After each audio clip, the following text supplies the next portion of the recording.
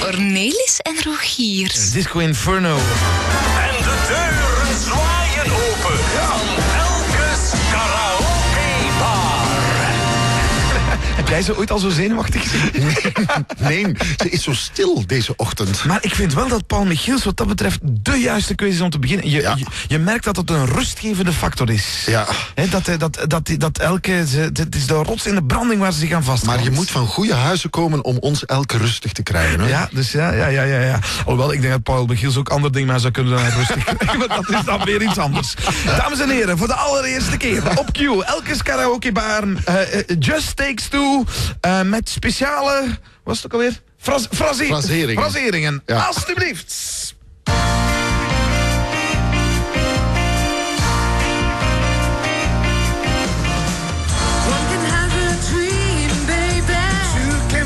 Dream come real. One can talk about being in love. Two can say how it really feels. One can wish upon a star. Two can make that wish come true. One can stand alone in the dark. Two can make that light shine through. It takes two, baby.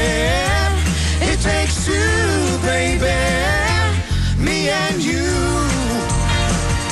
It just takes two. It takes two, baby. It takes two, baby, to make a dream come true. It just takes two. One can have a broken heart living in misery. Two can really ease the pain like a perfect remedy. One can be alone in the crowd like an island is all alone. Two can make just any place seem just like being home. It takes two, baby. It takes two, baby. Me and you. It just takes two. It takes two, baby.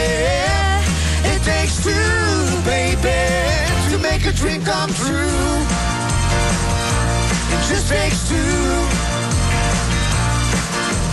Ooh, yeah. Oh, it just takes two. It just takes two. One can go out to a movie looking for a special treat. Two can make a single movie something really kind of sweet. One can take a walk in the moonlight thinking that's really nice. But two can walk in hand like adding just a pinch of spice. It takes two, baby. It takes two, baby. Me and you. It just takes two. It takes two, baby. It takes two, baby, to make a dream come true. It just takes two. It just takes two. Ooh, just takes two.